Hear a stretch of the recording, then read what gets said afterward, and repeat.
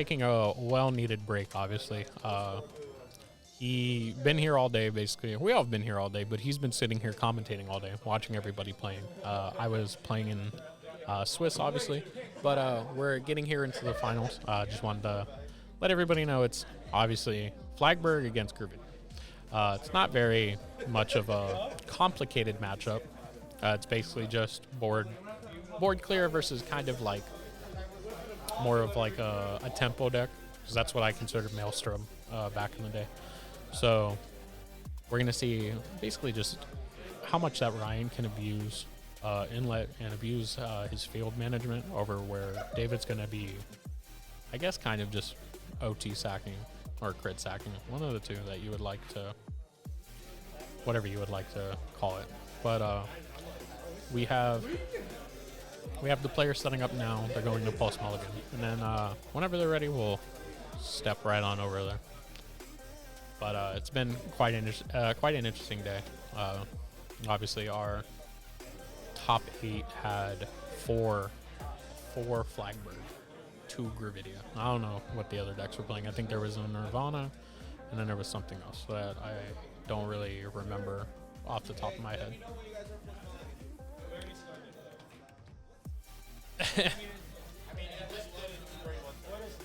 So yeah, we are going to go over towards the players now. So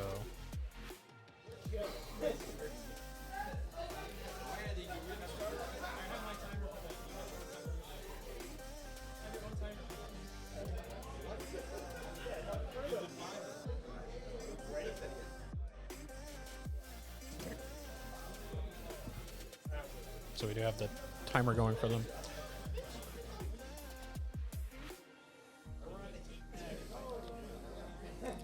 So it does look like Ryan won the die roll, being able to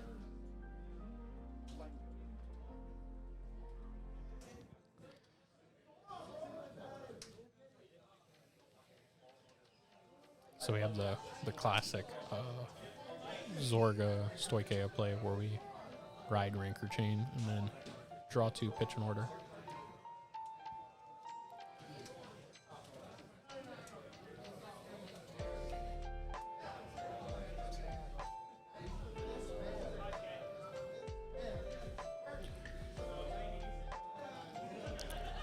For everybody who is watching this matchup and don't know, basically, Flagberg excels in multi-attack and then obviously a little bit of board control, and then Gravidia is just 3 attacks but with pure board control.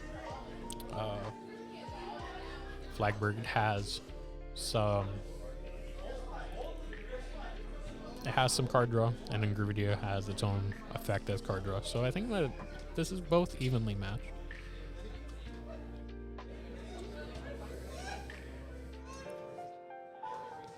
So we do see Ryan adding Nectar to hand.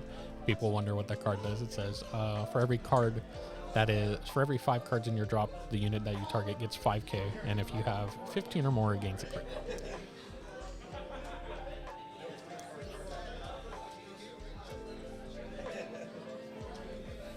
We see that the first damage is going to go to David.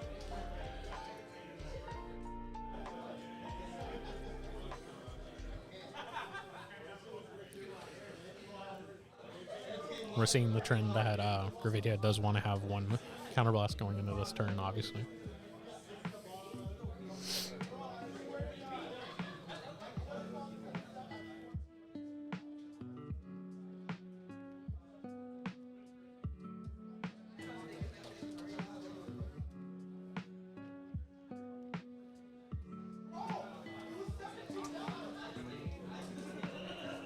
So now that we are all tied up in damage, we're going to see Ryan going basically into Flagberg turn with not being able to capitalize on the inlet pulse. Well, we'll see what ends up happening. And so just like David's reading the card now, it says for Flagberg, it depends on how many attacks you get in the turn. So if you get 3, you get to draw a card. 4, you blow up 2 of your opponent's units. And then 5 is he gains 10k and then has a 3-card guard restrict, which means that You have to use 3 or more to guard from your hand if you would like to guard the attack.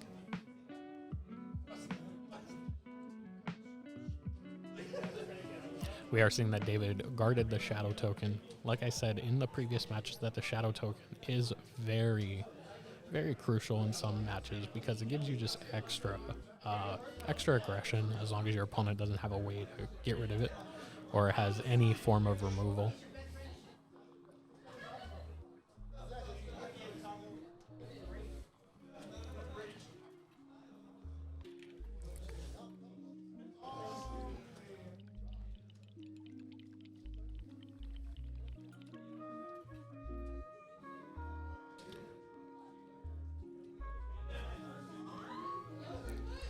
We are gonna see what's going through the mind of David over here. He's obviously wanting to. I think he's trying to get as much soul as he can so that he can start abusing much of what the deck has. He is going to start using Shergo's effect to start getting rid of the meteors and putting it back into the deck. He does put 1, so Shergo is going to get 5k.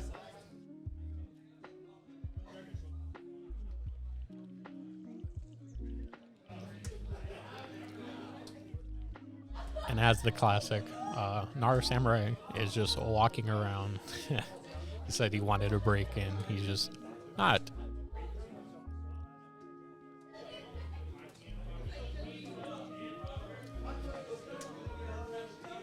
Here we are where that goblin is getting very good value, being able to return something into your deck.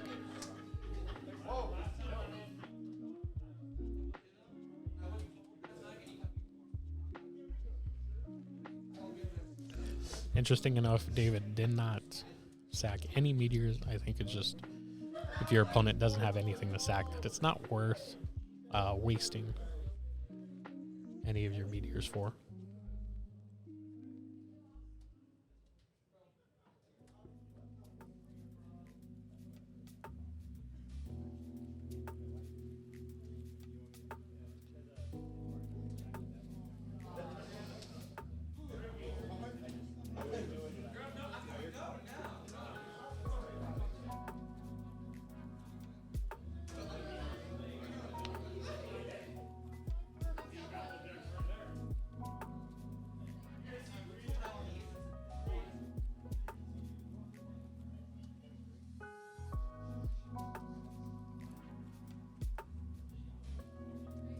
We are going to go over towards Ryan, see how he's thinking in this match. David did take a damage and is able to give 10k to the Vanguard, so this makes this Persona ride kind of evened out.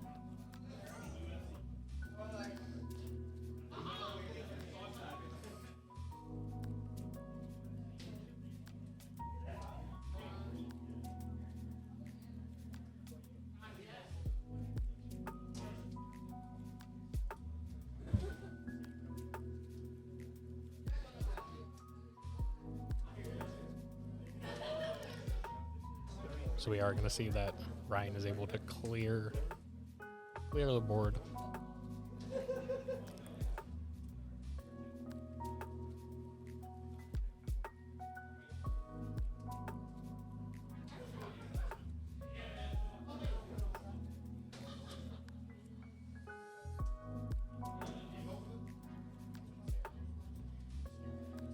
So as we go into the follow-up turn, David's able to get the Baki burrito, and obviously we're going to see if he wants to commit 5 meteors or not during this play.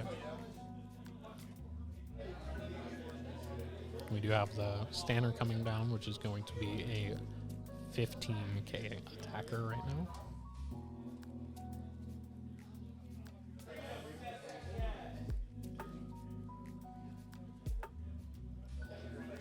And so he is going to commit the 5 meteors. I just wanted to show that he has the 5 meteors for Stanner still.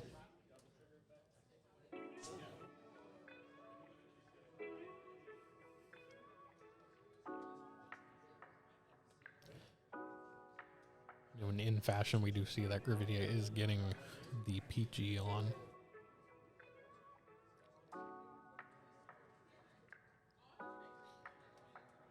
Keep in mind that this is just 15 going.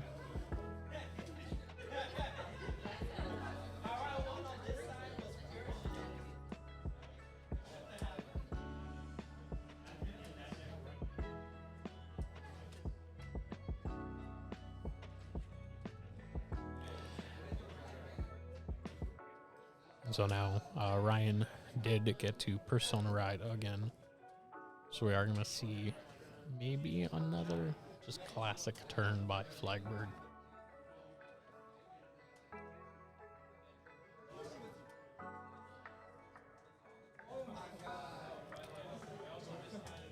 So this Ascendance Assault is going to get 5k. So right now that column is 33.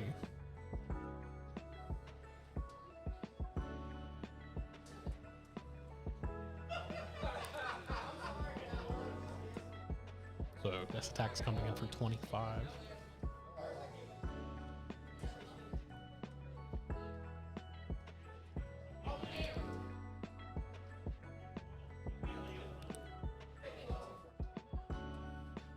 David's doing basically what all players, I think, do against this Flagbird deck. It's just guarding all of the rear guards, and then it's just going to take the Vanguard swing. Ryan's going to heal down to 2, and David's going to go up to 4 damage. So we are going to see the retaliation from David, see what he can do during this turn.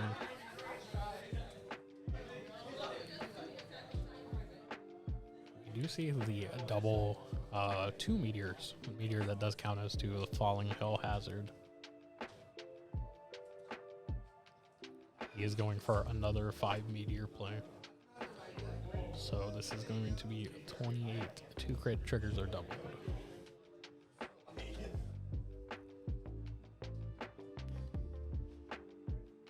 So this is going to be 4 damage and with an OT. So I don't think there's any damage, any amount of triggers in the world that's gonna heal out of that.